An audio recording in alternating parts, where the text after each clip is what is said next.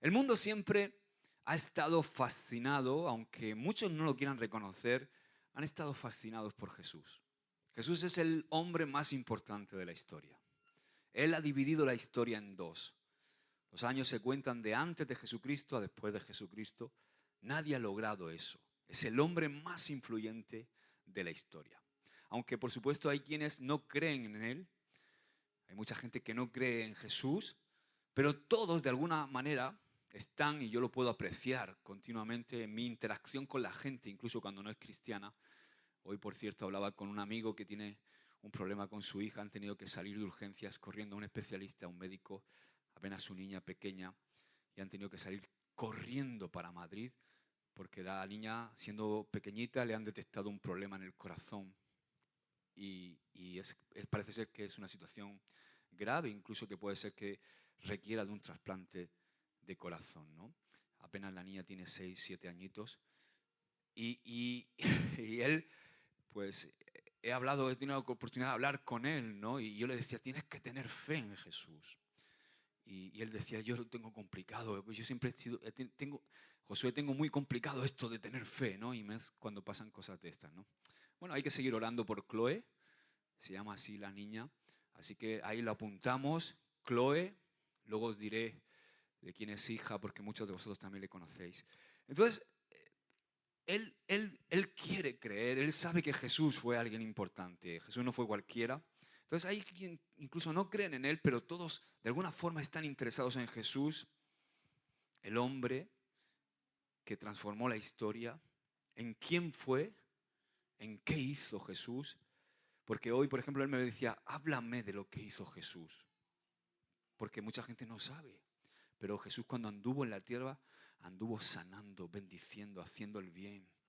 Era poderoso, para él no había nada imposible. Él levantó a los paralíticos, dio vista a los ciegos, resucitó a los muertos. Ese fue Jesús.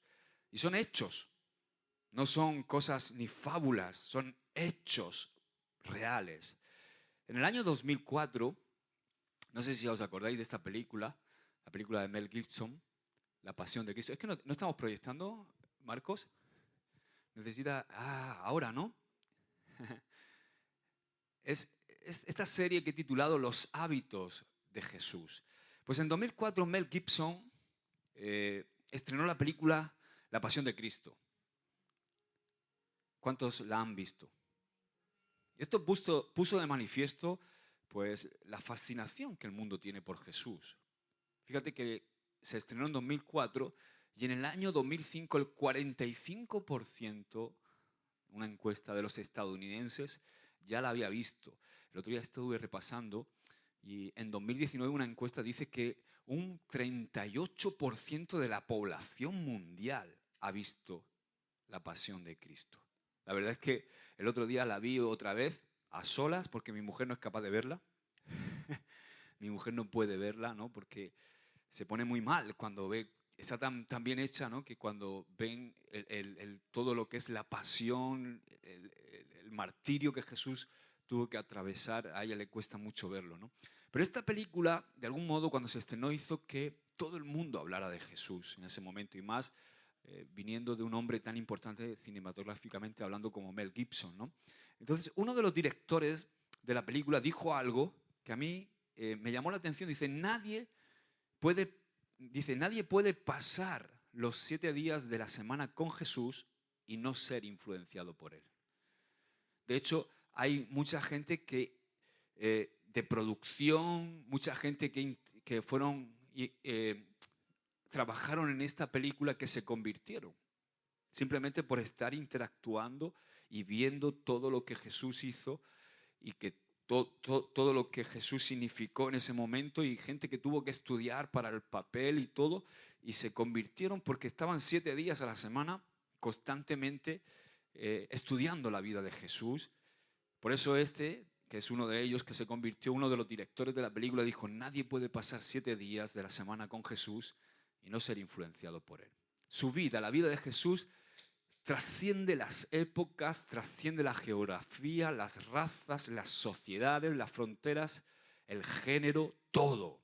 Kenneth Scott dijo Dice, mientras los siglos pasan, se acumulan evidencias que, medidas por su efecto sobre la historia, demuestran que Jesús es la vida que más influencia ha tenido sobre el planeta. Él es un teólogo estadounidense. Napoleón Bonaparte dijo de Jesús, fijaos, todo el emperador Napoleón Bonaparte dijo, conozco a los hombres y digo que Jesucristo no es un hombre. Las mentes superficiales ven una semejanza entre Cristo y los fundadores de imperios o los dioses de otras religiones. Esa similitud no existe. Entre el cristianismo y cualquier otra religión no hay parangón, o sea, no se puede comparar. Todo en Cristo, dice Napoleón, me sorprende. Su espíritu me cautiva, su voluntad a veces me confunde. No hay ningún posible grado de comparación entre Jesucristo y cualquier otro hombre de la historia. Él es un ser único. Sus ideas y sus sentimientos, la verdad que proclama y su manera de convencer no se explican ni por la organización humana ni por la naturaleza de las cosas.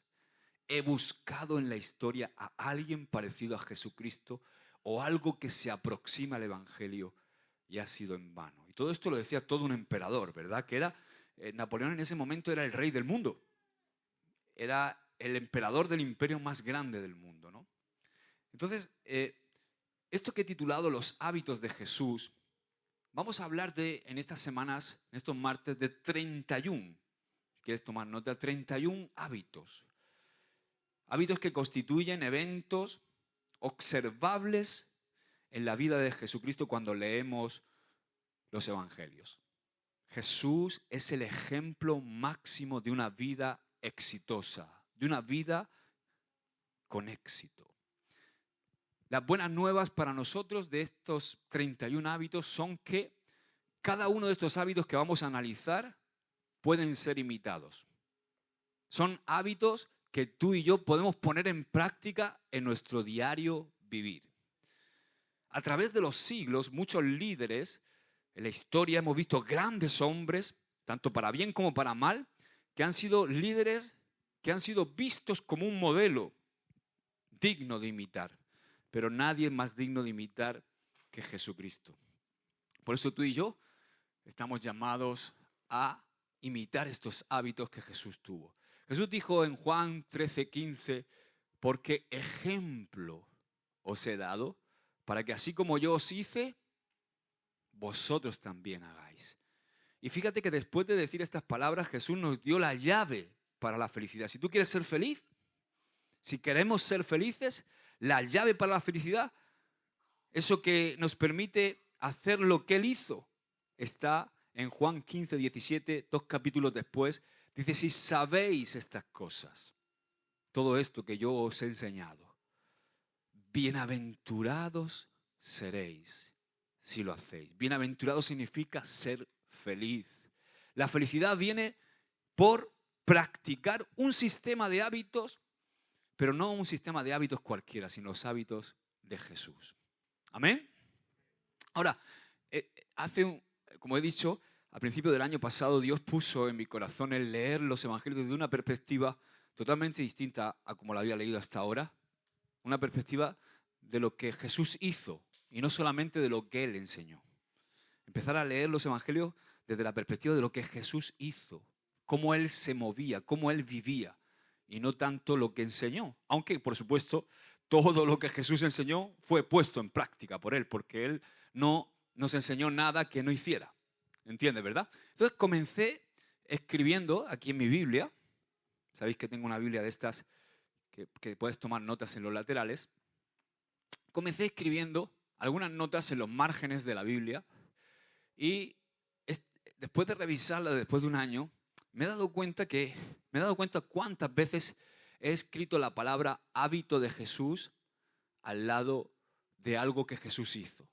Entonces he empezado a contarlas y he contado y he encontrado de momento, no sé si habrá más, puede ser que haya alguno más, 31 hábitos muy bien establecidos que Jesús practicó.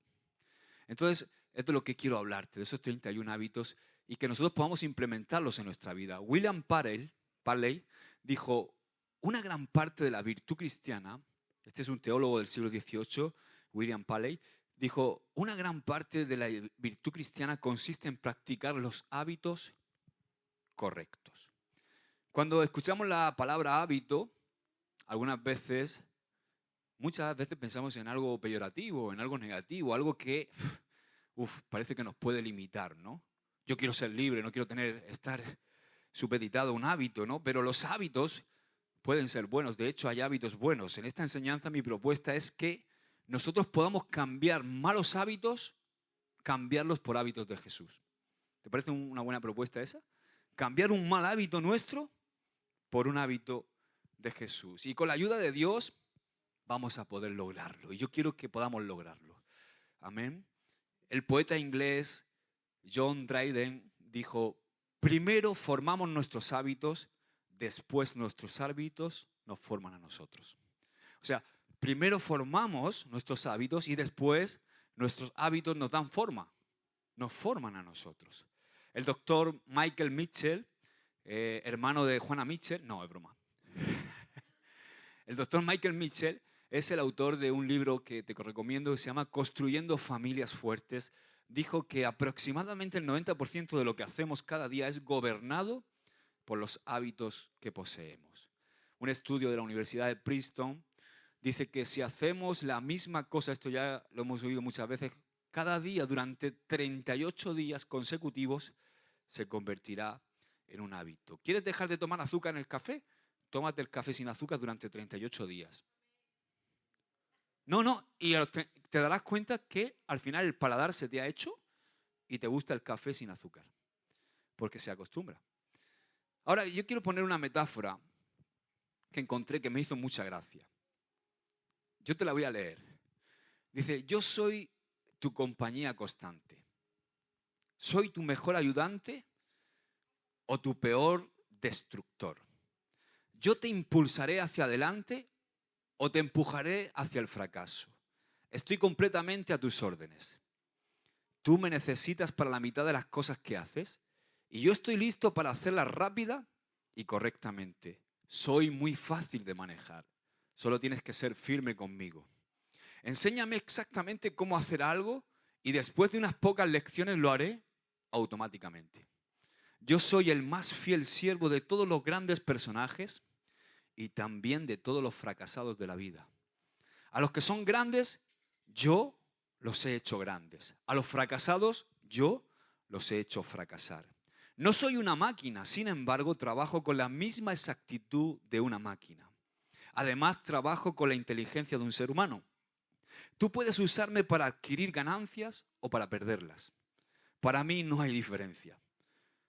Tómame, entréname, sé firme conmigo y yo pondré el mundo a tus pies. Sé complaciente conmigo y yo te destruiré. ¿Quién soy? Soy un hábito. ¡Wow! Tremendo, ¿verdad? El investigador George Barna, en su libro Piense como Jesús, dice, considere el alcance de los beneficios de pensar y vivir como Jesús.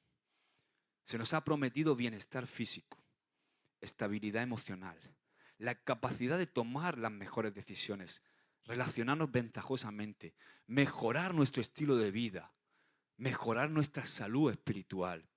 Cuanto más nos dedicamos a imitar los pensamientos y los modelos de conducta de Jesús, Dios está más dispuesto a bendecirnos y utilizarnos para sus propósitos. Los hábitos de Jesús nos van a conducir a una gran bendición y a tener éxito en nuestra vida. Entonces, vamos a descubrir algunos de los pasajes en la Biblia, en esta enseñanza, y vamos a ver que algunos pasajes son usados varias veces, ¿no? Por la razón de que tienen muchas aplicaciones. Pero hay tres cosas, antes de empezar con el primer hábito que vamos a tocar hoy, hay tres cosas que me gustaría que tomáramos en cuenta en esta enseñanza. Los hábitos de Jesús también pueden ser nuestros hábitos. ¿Amén? Esto es maravilloso. Segundo, para hacer de cada hábito una parte de nuestra vida, debemos estar dispuestos a hacer lo que Dios nos pide que hagamos. Y tercero, a través de Jesucristo tú y yo tenemos el poder para dejar un mal hábito y para comenzar a ejercitarnos en un hábito de Jesús. Amén. Gloria a Dios. Entonces, el primer hábito que te quiero hablar hoy rápidamente, la semana que viene veremos dos más, Dios mediante, es el hábito de aislarse. Qué mal suena esto, ¿no? Bueno, llámalo aislarse o el hábito de apartarse. Esto es muy necesario. Marcos, capítulo 1, verso 35 dice, habiéndose levantado muy de madrugada, todavía de noche, Jesús salió y se fue a un lugar desierto y allí oraba. ¿Qué hizo Jesús? Se levantó muy de madrugada, todavía de noche, salió. Cuando dice salió es porque estaba con sus discípulos.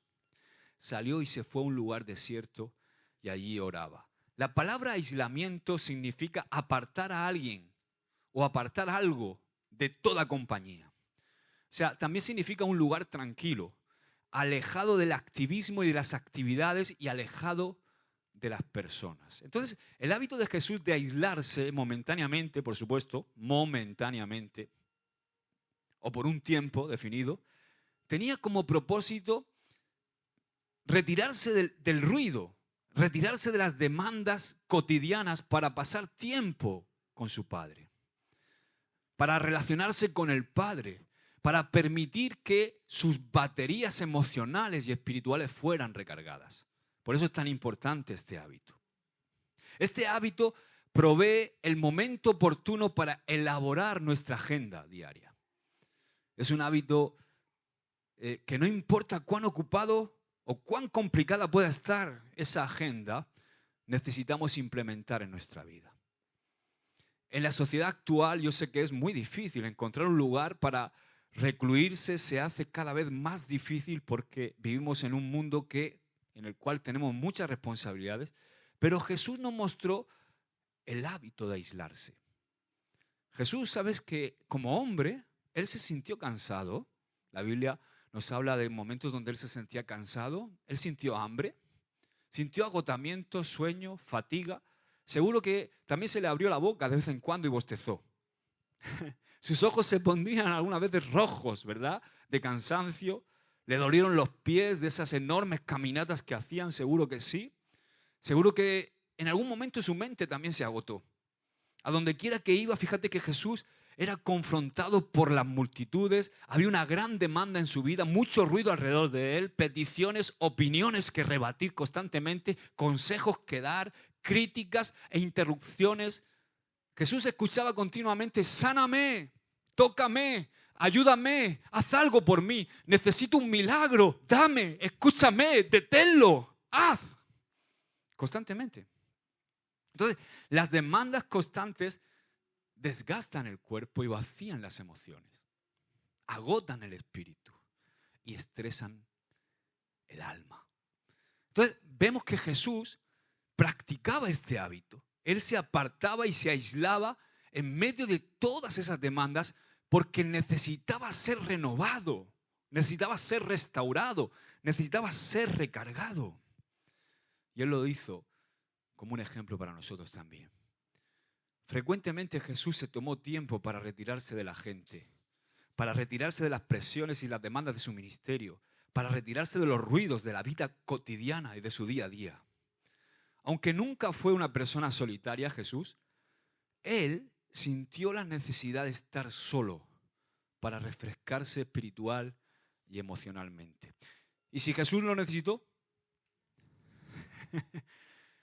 Como ser humano, Jesús necesitaba recargar sus baterías espirituales y emocionales. Y si Jesús, el Hijo de Dios, necesitaba aislarse, ¿cuánto más crees tú que lo necesitamos nosotros? ¿Sabes? Yo me he dado cuenta con la experiencia y con los años que lo que sucede durante la soledad con el Padre determina después lo que pasa públicamente. Lo que sucede en mi tiempo de aislarme con Dios determina lo que luego pasa en mi ministerio públicamente. Y en tu vida igual. Tú piensa por un momento, ¿cuándo fue la última vez que Dios te habló directamente al corazón? Por supuesto, Dios te habla como te está hablando hoy. Pero tú sabes a lo que me refiero, ¿verdad? Porque yo me atrevo a decir que esa vez que Dios te atraviesa el corazón y que reafirma una verdad, quizás que has escuchado porque te la han predicado, pero donde Dios te la reafirma, es en ese momento de soledad donde Dios te confirma, ¿te acuerdas esa palabra que te di, hijo? Ahora se va a hacer vida en ti. Yo me atrevo a decir que esos momentos es ahí en los que tú y Dios estáis a solas. Cuando Jesús se retiraba, a menudo prefería dos lugares. La Biblia siempre habla de dos lugares que me llaman la atención y tienen un significado. Porque siempre que se retiraba o se iba a la orilla del mar o a las montañas. Dice Mateo 14:23, una vez despedida la gente subió al monte para orar a solas y cuando llegó la noche estaba allí con todo el mundo. No, ¿cómo estaba? Solo. Dice Mateo 14:13, dice, al oírlo Jesús se apartó de allí en una barca a un lugar desierto y apartado. Cuando las multitudes oyeron esto, enseguida le siguieron a pie desde la ciudad. Y dice Juan 6:15, como Jesús entendió que iban a venir para tomarle por la fuerza y hacerle rey, se retiró de nuevo al monte él solo. Naturalmente la orilla del mar y las montañas son excelentes ambientes para experimentar a Dios. Y aquí, donde vivimos nosotros en Águilas, es maravilloso, ¿verdad? Porque tenemos el mar y también tenemos montaña. Incluso podemos mezclar las dos cosas. Yo cuando salgo a caminar por ahí por donde vivo, que tiras para allá para acá la Reona, voy por la montaña y además tengo el mar. ¿Verdad? Esto no lo tiene todo el mundo, así que aprovechémoslo. El agua. ¿Qué significa el agua? A mí el agua me habla de vida. Y aún también el agua me habla, o el mar me habla de las tormentas de la vida, que sí. Entonces pasar tiempo con Dios nos ayuda a manejar la vida y también a capear las tormentas que la vida nos trae. ¿Las montañas de qué nos hablan? Las montañas nos hablan de lugares de fortaleza. Cuando ves una montaña ves algo rígido, algo fuerte. Nos hablan de lugares altos, fortaleza y lugar alto. Fortaleza para seguir adelante y altura para ver las cosas desde la perspectiva de Dios. A que se ve todo mejor desde la montaña, ¿verdad? Entonces no es casualidad que Jesús siempre estuviera o buscara ese lugar, ¿no? Cerca de la orilla del mar o las montañas. Ahora, ¿por qué Jesús se aislaba con frecuencia? Porque si sabemos por qué Jesús se aislaba con frecuencia, vamos a saber por qué nosotros tenemos que aislarnos con frecuencia. Número 1, para escuchar a Dios, el Padre, más claramente.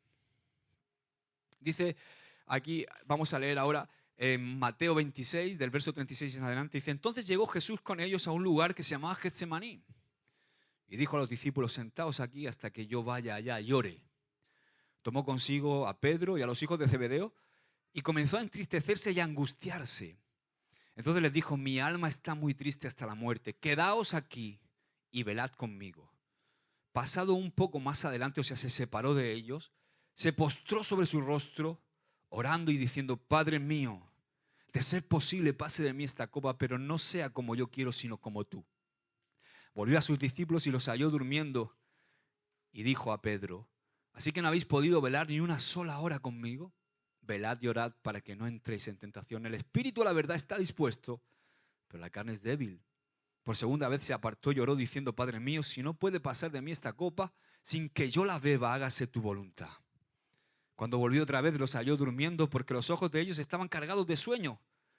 Dejándolos, se volvió a apartar. Se apartó de nuevo, lloró por tercera vez repitiendo las mismas palabras. Entonces volvió a sus discípulos y les dijo, ¿todavía estáis durmiendo y descansando? He aquí la hora está cerca y el Hijo del Hombre va a ser entregado en manos de pecadores. Levantaos, vamos. He aquí está cerca el que me entrega. Cuando Jesús estaba en Getsemaní, él dice que hemos leído ahí que se separó de sus discípulos para poder comprender más claramente la voluntad del Padre. Ahora, vosotros imaginaos si él se hubiera quedado con sus discípulos. Si yo estoy aquí con Encarna y entonces le digo, Encarna, vente conmigo. Y entonces me pongo a orar, Padre, yo sé que tú no vas a poder, tengo que tomar esta copa, tengo que ser crucificado y morir por el mundo. ¿Qué me va a decir Encarna? No vayas. A Judas me lo cargo. ¿verdad? Entonces, ¿cómo podemos oír? A veces tenemos que aislarnos para poder oír bien a Dios en determinadas decisiones que tenemos que tomar en nuestra vida. Y ahí eso lo entendió Jesús y Él lo practicaba. Por eso llega un momento y dice, veniros conmigo y velad conmigo. Estar orando, intercediendo. Encarna, intercede por mí, pero ahora yo quiero escuchar al Padre. Yo sé que tú me amas y yo sé que tú quieres lo mejor para mí, pero necesito escuchar al Padre. Porque si hubiera escuchado a Pedro... Entonces, hay ocasiones en las cuales el ruido del mundo hace que nuestra capacidad de oír a Dios se vea impedida. Entonces, y también que nuestra capacidad de decisión se ahogue y nuestras opciones no se vean claras. Cuando todos a nuestro alrededor, o la gente incluso con sus buenas intenciones nos aman, alrededor nuestro nos dan sus opiniones, es fácil escuchar el consejo equivocado. Y es el momento de preguntarnos, Dios, ¿qué es realmente lo que tú quieres que yo haga? Como nos muestra Jesús, quizá esto no siempre va a ser lo más fácil ni lo más cómodo, pero es necesario, nos traerá claridad acerca de la voluntad de Dios para nuestra vida. Amén. Otra cosa por la que Jesús se aislaba, aparte para escuchar bien la voz del Padre, era para orar. Una vez despedida la gente, dice Mateo 14:23, subió al monte para orar a solas y cuando llegó la noche estaba allí solo, dice Lucas 5, verso 16, pero él se apartaba a los lugares desiertos y oraba. Jesús tenía que escaparse para orar. Necesitaba aislarse para poder orar. La gente simplemente no lo dejaba el tiempo suficiente como para que él pudiera comunicarse con el Padre. Por eso él tenía que tomar la decisión de decir, me tengo que aislar. El retiro de Jesús demostraba la prioridad de orar en su vida. Para Jesús, orar era una prioridad. No solo por orar, sino para tener tiempo de intimidad con el Padre. Ahora, ¿por qué crees tú que es tan necesario orar? ¿Hay algo que Dios no sepa de nosotros? A veces mucha gente dice, ¿qué sentido tiene que yo ore si Dios ya sabe todo de mí? Pero es que Dios quiere relacionarse con nosotros. Él quiere tener una relación. Es como si yo como padre, mis hijos no hablaran nunca conmigo, porque yo ya sé todo lo que necesitan. A mí me pasa muchas veces que yo ya sé cuál es la solución al problema de mi hijo. Yo le veo actuar, veo su vida, veo como sus ansiedades, sus temores, sus cosas y puedo percibir lo que le está sucediendo e incluso tengo el diagnóstico y tengo la solución. Pero sabes que no puedo decirle el diagnóstico y la decisión hasta que él no se acerque y baje las barreras. Porque el acercarse significa que él no puede y que me necesita. Entonces Dios con nosotros no nos obliga. Él está esperando que tú vengas, aunque sabe lo que te está pasando, Él espera que tú vengas, porque no quiere forzarte. Él espera que tú voluntariamente le digas, Señor, me pasa esto. ¿Es que no lo sabe? Sí lo sabe. Pero esa actitud de acercarnos, de buscar intimidad, de simplemente estar con Dios, no solo porque necesitamos algo, sino porque necesitamos relacionarnos con Él, es lo que Dios está buscando en nosotros. Y eso es lo que era esencial para Jesús. Otra cosa por las cuales Jesús se aislaba era para recargarse espiritual y emocionalmente. Dice Mateo 14:13, al oírlo Jesús se apartó de allí en una barca a un lugar desierto y apartado. Cuando las multitudes oyeron esto, le siguieron a pie desde las ciudades. Dice también Marcos 1, verso 34-35, y él sanó a muchos que padecían de diversas enfermedades y echó fuera muchos demonios y no permitía a los demonios hablar porque le conocían.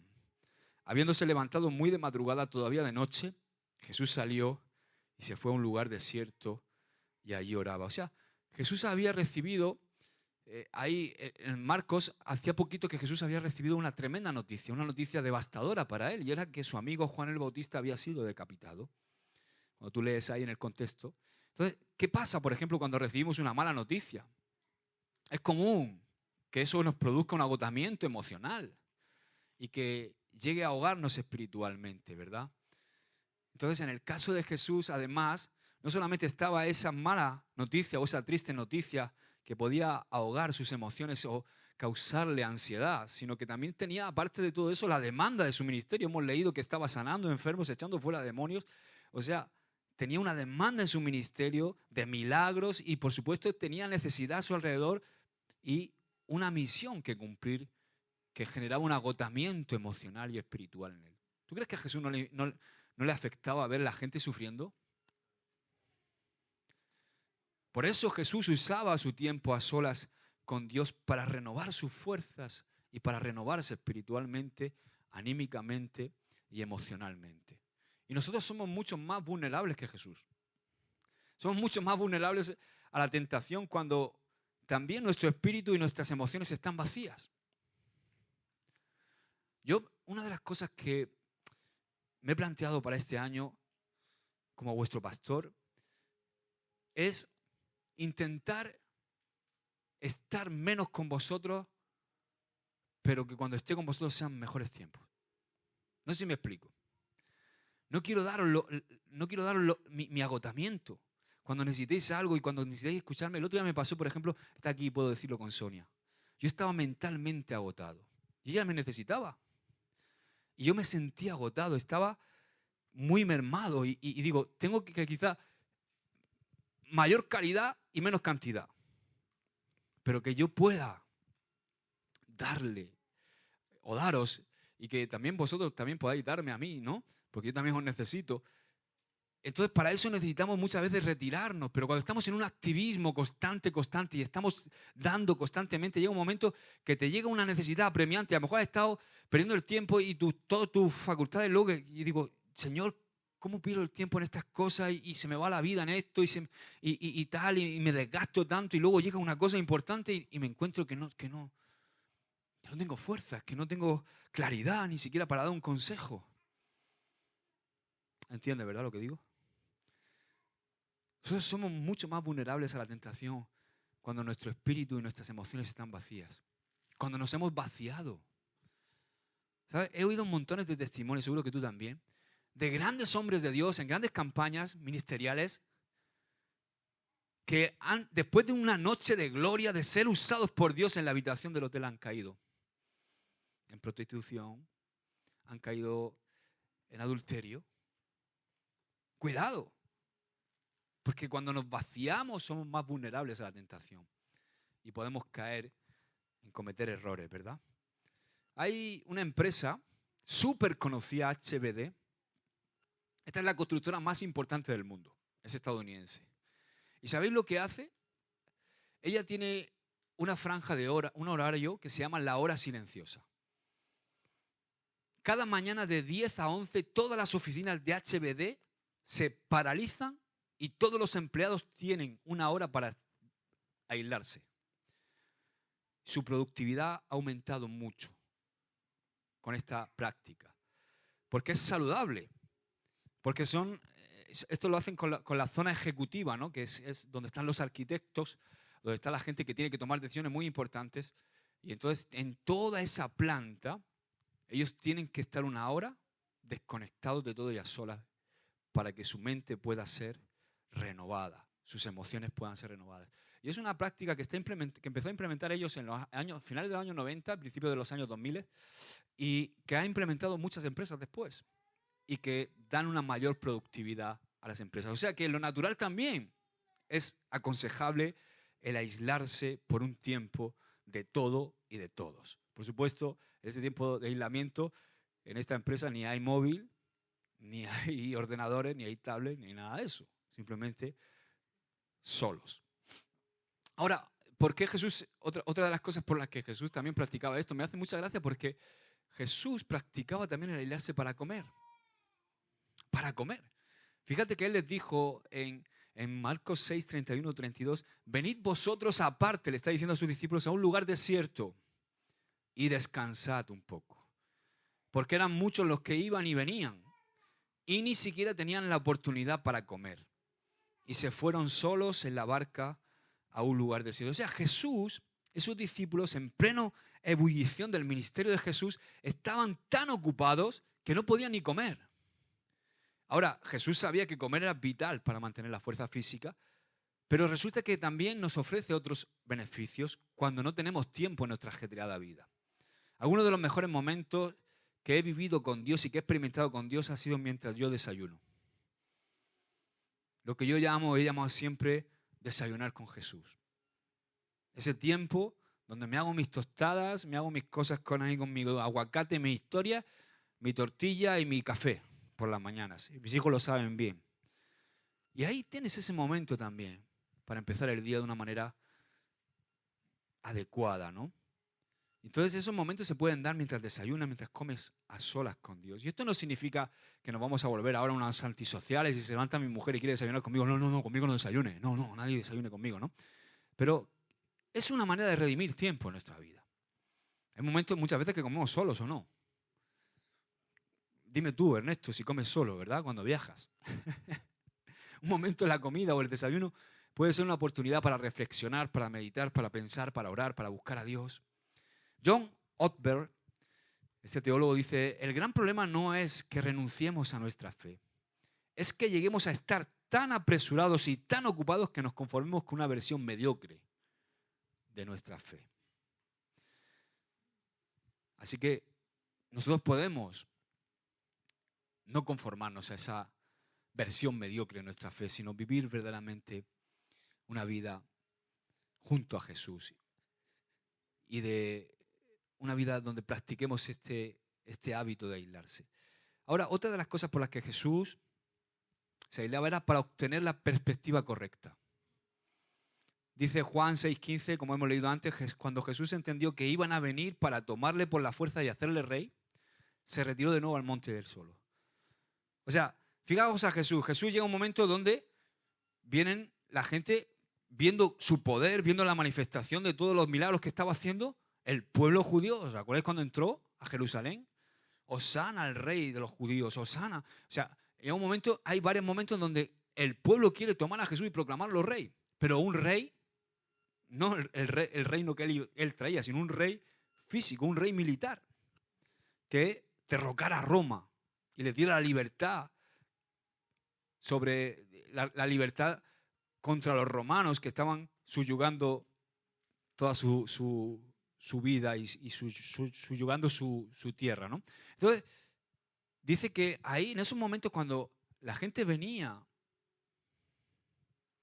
a proclamar los reyes, yo creo que ahí Jesús era tentado en eso. O sea, tú imagínate, estás en el momento que eres la sensación del momento, ¿no? Y yo creo que a Jesús, que en un momento dado dijo, oye, me quieren hacer rey, ¿no? Qué importante soy. Pero él, cuando veía que eso podía desviar su perspectiva y desviar su propósito, enseguida él reaccionaba y dice, no, de aquí me aíslo, porque me llevan para adelante. ¿Por qué? Porque, como he dicho antes, las multitudes judías querían un mesías militar, un mesías terrenal, que reinara sobre ellos y que los librara de Roma. Entonces, cuando intentaban forzar a Jesús a asumir ese rol, Jesús se retiraba para obtener la perspectiva correcta. Alejarse y tomar un respiro es importante para obtener la perspectiva de Dios en nuestro diario vivir. Para otra cosa que Jesús practicaba el hábito de aislarse para aprender a pelear la batalla espiritual. ¿Os acordáis de Mateo 4? Dice, entonces Jesús fue llevado por el Espíritu al desierto para ser tentado por el diablo. Y después de haber ayunado 40 días y 40 noches, tuvo hambre. Jesús tenía hambre. El tentador se acercó y le dijo, si eres hijo de Dios, di que estas piedras se conviertan en pan. Pero él respondió y dijo, escrito está, no solo de pan vivirá el hombre, sino de toda palabra que sale de la boca de Dios. Entonces el diablo dice que lo llevó a la santa ciudad, le puso de pie sobre el pináculo del templo y le dijo, si eres hijo de Dios, échate abajo porque escrito está. A sus ángeles mandará cerca de ti y en sus manos te llevarán, de modo que nunca tropieces con tu pie en piedra. Jesús le dijo, además está escrito, no pondrás a prueba o no tentarás al Señor tu Dios. Otra vez el diablo le llevó a un monte muy alto y le mostró todos los reinos del mundo y su gloria. Y le dijo, todo esto te daré si postrado me adoras. Entonces Jesús le dijo, al Señor tu Dios adorarás y a Él solo servirás. Entonces el diablo le dejó y aquí los ángeles vinieron y le servían. Durante los tiempos de aislamiento, Jesús también aprendió a pelear la batalla espiritual. Fíjate que el tentador lo atacaba, pero Jesús aprendió en esos momentos de aislarse, en esos momentos de privacidad, aprendió cómo tratar con el enemigo público número uno. El enemigo público número uno de nuestra vida es Satanás, el diablo. Entonces, los grandes ataques espirituales llegan indefectiblemente a nuestra vida. Y nuestras más grandes victorias muchas veces se ganan durante los tiempos a solas con Dios. Amén. Para otra cosa que Jesús practicaba el aislarse era para escuchar a Dios. Jesús planificaba los tiempos de aislamiento para poder escuchar a Dios. Y nuestro tiempo de silencio no debe estar planificado según lo que queremos decirle a Dios, sino para poder escucharlo a Él. Porque muchas veces planificamos ese tiempo y parece que vamos con la lista para que Dios nos escuche. Pero lo más importante no es lo que nosotros tenemos que decirle a Dios, sino es lo que Él tiene que decirnos a nosotros. Amén. Ahora, ¿cuáles son los enemigos del hábito de aislarse? Número 1, la culpabilidad. Me siento culpable si dejo lo que estoy haciendo para pasar unos minutos a solas con Dios. Es que tengo que recoger la casa, es que tengo que no sé qué, es que no sé cuánto, es que tengo que hacer el otro. Y parece que te viene un sentimiento de culpabilidad, ¿no? Porque parece que está faltando a cosas importantes que, entre comillas, son importantes en nuestra vida. Entonces te sientes mal. Eso es un enemigo del aislarse. O tengo un montón que estudiar de exámenes, o tengo un montón de cosas que hacer, los que estáis estudiando. Otras cosas, ocupaciones, simplemente parece que no tenemos tiempo, ¿no? Otro enemigo, las ocupaciones. Otro, el ego, el egoísmo. No puedo alejarme de lo que de mi trabajo. Me necesitan. Oh, es que me necesitan, es que todo el mundo me necesita. Imagínate que Jesús no hubiera practicado el aislarse porque sentía que todo el mundo le necesitaba. Es lo que te he dicho antes. Al final no hubiera podido dar lo mejor a la gente. Porque ministrar a la gente desde el agotamiento no creo que sea lo mejor. Otro enemigo es el aburrimiento. ¿Para qué me voy a apartar una hora? Me voy a aburrir, ¿no? Esto le pasa mucho a los jóvenes. La inquietud. No sé qué decirle al Señor, no sé qué hacer, me paro ahí, ¿qué hago? La incomodidad. El silencio, el aislarme me hace sentir raro. Hay gente que necesita estar siempre rodeada. Parece que no pueden disfrutar de un momento a solas. O la gente, ¿no? ¿Qué va a pensar la gente de mí si ven que yo me aíslo, ¿no? Durante un tiempo? ¿Qué va a pensar la gente de mí? Por ejemplo, si yo como pastor viene una hermanita y dice, pastor, necesito hablar con usted, y digo, mañana, hoy no, ¿verdad? Necesito renovarme porque sé el jamón que me traes y no sé por dónde meterle mano a ese jamón, ¿no? Frecuentemente los enemigos, ocupación y prisa, nos atacan cuando nos sentimos sobrecargados, muy comprometidos y con muchas demandas. Entonces, establecer el hábito de aislarse que practicaba Jesús es un antídoto para nuestros males causados por la prisa y la agitación del mundo que nos rodea. Entonces, ya para terminar, ¿cómo hacer del aislamiento un hábito? Estos consejos rápidos. Busca tener un tiempo de retiro espiritual con Dios cada día. Esto es de perogrullo, pero ya lo sabemos. El no tomar tiempo para aislarse con Dios puede producir agotamiento espiritual y emocional, ya lo hemos dicho. 2, escoge un momento y un lugar específico. Tienes que planificar tus encuentros con Dios. Lo urgente va a tomar el lugar si tú no lo planificas.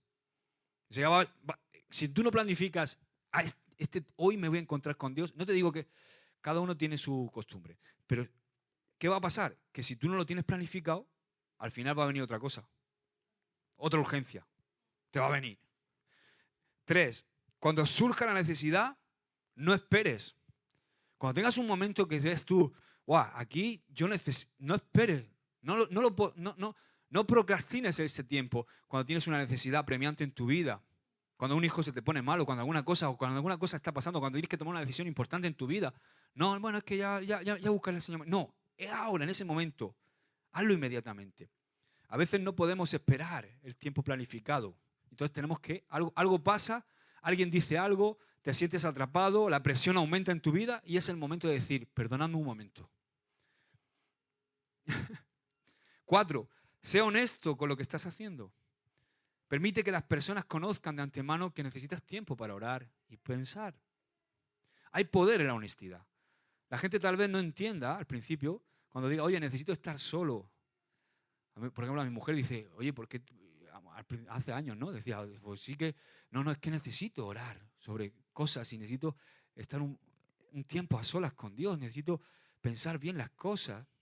Y eso al final hace que te respeten más. ¿Por qué? Porque vas a tomar decisiones sabias en tu vida y eso lo va a ver la gente. 5, prueba diferentes lugares. sea, no sea que algunos piensan, es que si no estoy en un momento idílico, con la puerta cerrada, con las velitas encendidas, con mi agenda rosa y mi bolígrafo. No, ¿verdad?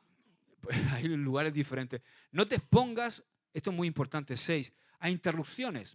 O sea, en esos momentos no te metas el teléfono, ni tu PC, ni tu portátil, ni tu tablet, ni tu televisión. Tienes que hacer una desconexión de todo. 7, ten un pasaje específico de la Biblia en el cual meditar. La Biblia. En esos momentos tienes que tener la Biblia cerquita y tu cuaderno de notas.